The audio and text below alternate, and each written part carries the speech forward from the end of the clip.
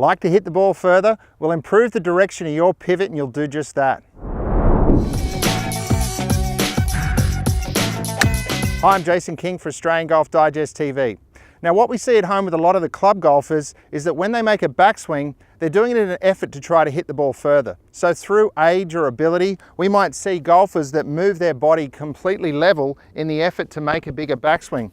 The problem with that is when we see the shoulders in the golf swing turn too level, it almost lifts us up out of our posture and almost gives us a little bit too much right side bend at the top of the backswing. So that does a few things for how we use the ground. Firstly, it keeps us above the ground. When we think about that lead shoulder at the start of the backswing, ideally we want to see it move down towards our trail foot. Once we get to the top of the backswing, you'll see the direction of that shaft over my shoulders now is more diagonal. Effectively, that helps me load the ground, and now I can use the ground to follow that direction out with my body on the through swing, and you'll see my lead side stretches at the bottom of the swing. This would be a more dynamic way to use the ground, and it certainly improves the delivery of the club at the bottom of the swing. Let me hit one and I'll demonstrate.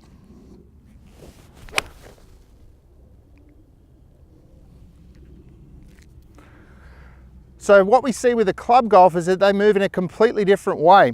When they take the club away, and you might have seen some of my earlier videos where I talk about getting the club head up early in front of the hands on the takeaway, and this promotes the right start direction up to the top of the backswing. But regardless of the club head, sometimes people just move too level going back. As I said, they lift up out of their posture, and one of the biggest problems with that is when they've got that level look and shoulder turn at the top of the swing, even if their arms have managed to get the shaft of that club in a half decent position, and we see that that lead shoulder in transition steepens, which also steepens the pitch of the shaft of the golf club coming in, which is going to give us, obviously like the pitch, it's going to give us a steeper attack angle at the bottom of the swing.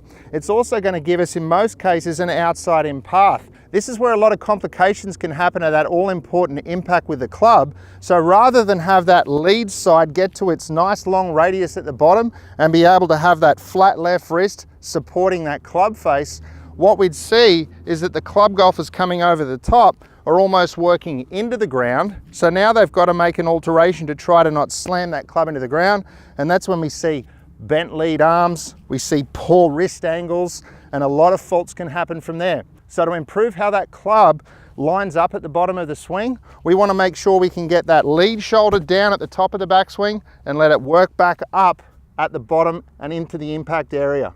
Remember for the club golfers at home, not to move up and increase your height on the backswing and then move towards the ball for too long on the downswing. That can really create some problems with that impact area.